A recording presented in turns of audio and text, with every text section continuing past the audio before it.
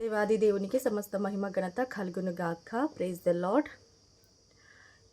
ఈరోజు యెషయా 27:3 యెహోవా అను నేను దానిని కాపు చేయుచున్నాను, ప్రతి నిమిషమున నేను దానికి నీరు కట్టుచున్నాను, ఎవడునూ దాని మీదికి రాకుండానట్లు దివారాత్రము దాన్ని కాపాడుచున్నాను. ఆమేన్. దేవాది దేవునికి సమస్త మహిమ ఘనత కలుగును గాక. దేవాది దేవుడు నిన్ను నన్ను కాపు చేస్తున్నాడు. ఎవడును మన మీదికి రాకుండా మనల కొరకు ఆయన హస్తం అనేది ఉంచుతున్నాడు. మన కంచెను, మన గురించి ఆయన కంచెను రిలీజ్ చేస్తున్నాడు, కాపుదలను రిలీజ్ చేస్తున్నాడు, అగ్నిని రిలీజ్ చేస్తున్నాడు, పరిశుద్ధాత్మ శక్తులను రిలీజ్ చేస్తున్నాడు. మనం అనుకుంటాము, ఏ కంచ లేదు నాకు, ఏ కాపు లేదు నాకు, ఎవరూ లేరు నాకు, ఏ రక్షణ లేదు నాకు, నా పరిస్థితి ఏంటి, నా స్థితి ఏంటి, నా గతి ఏంటి అని చాలా సందర్భాల్లో చాలా కృంగిపోతూ ఉంటాం. కానీ దేవాది దేవుడు మనతో మాట్లాడుతున్నాడు. దివారాత్రము నేను దాన్ని కాపాడుచున్నాను.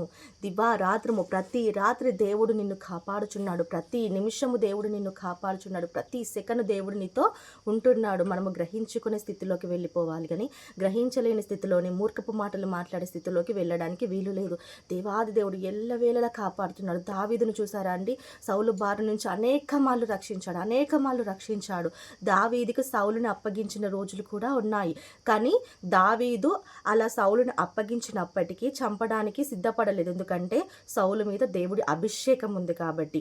కానీ ఈరోజు మనలో చాలామంది ఎలా ఉంటున్నారంటే, దేవుడు అభిషేకం ఉన్న వ్యక్తుల్ని గుర్తించకపోగా, మనం అభిషేకం పొందుకోకపోగా, మనం ఇతరులని అనే స్థితిలోకి వెళ్ళిపోతున్నాం, ఇతరులతో గొడవలు పడే స్థితిలోకి వెళ్ళిపోతున్నాం. ఆత్మీయులను కూడా చూడట్లేదు, ఎందుకంటే వాళ్ళ ఆత్మీయత ఉందా లేదా అని కూడా గ్రహించలేకపోతున్నాం. మన ఆత్మీయతను పక్కకు పెట్టి అవతల వాళ్ళ ఆత్మీయతలోకి కూడా వెళ్ళి దూరి వాళ్ళని ఇంకా ఇంకా ఇంకా కృంగుబాటికి కుడి చేస్తున్న వారిగా ఉంటున్నాం. మన క్రియల్ని కూడా మనం జ్ఞాపకం చేసుకుందాము. దేవాది దేవుడు ఈరోజు మనతో మాట్లాడుతున్నాడు. నేను నిన్ను కాపు చేస్తున్నాను, దివారాత్రము నీ కొరకు నా హస్తం అనేది తెరిచి ఉంచుతున్నాను, నువ్వు దాన్ని పొందుకోవడానికి సిద్ధంగా ఉండు. నాకెవరూ లేరు అనే స్థితిలోకి నువ్వు వెళ్ళిపోవడానికి వీల్లేదు, ఎందుకంటే అందరిని రక్షించేవాడు, దావీదుని రక్షించినవాడు, దానియేలుని రక్షించినవాడు, షద్రక్ మేషక్ అబేద్నెగోలను రక్షించినవాడు, రూతుని పోషించువాడు. దేవాది దేవుడు అందరికీ తోడుగా ఉన్నాడు, అన్ని వేళలా తోడుగున్నాడు, ఏ నిమిషము వదలలేడు.